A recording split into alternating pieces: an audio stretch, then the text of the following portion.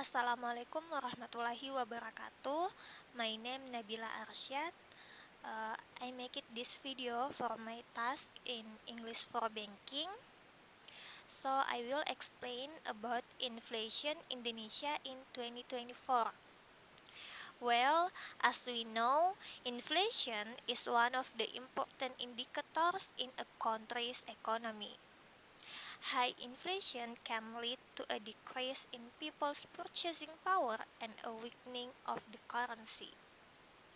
Conversely, low inflation can boost economic growth, and the Indonesian government is confident that inflation will be controlled below 3% at 2.8% as stipulated in the macro assumptions of the 2024 state budget. Nah, this target is lower than inflation in 2023, which 3.6%. In my opinion, the 2.8% inflation target for 2024 is realistic because this is supported by several factors.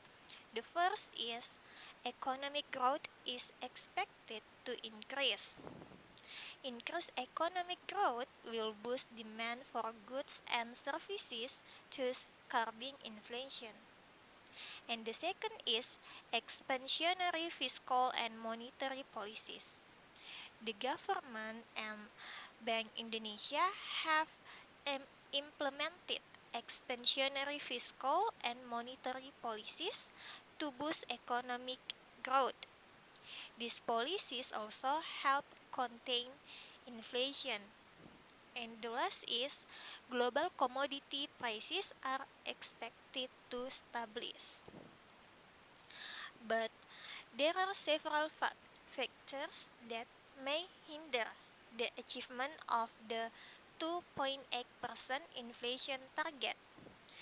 That the first is global uncertainty.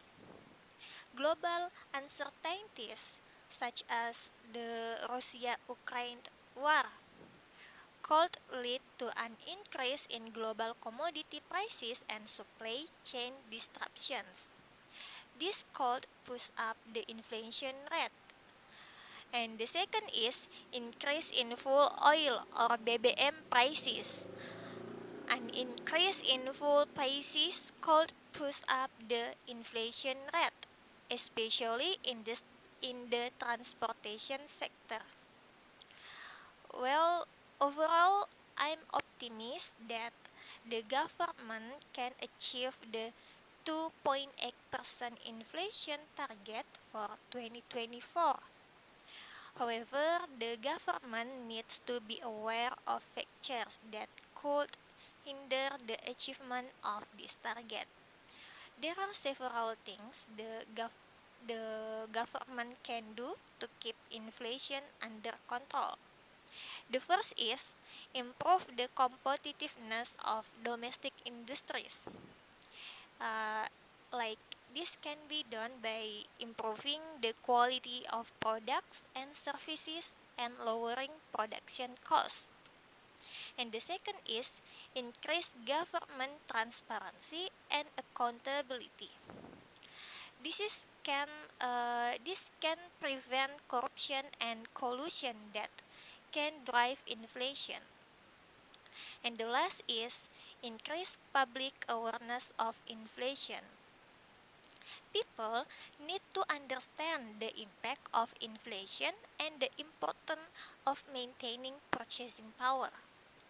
With this effort, it is expected that inflation in Indonesia can remain under control and not become a burden to the economy.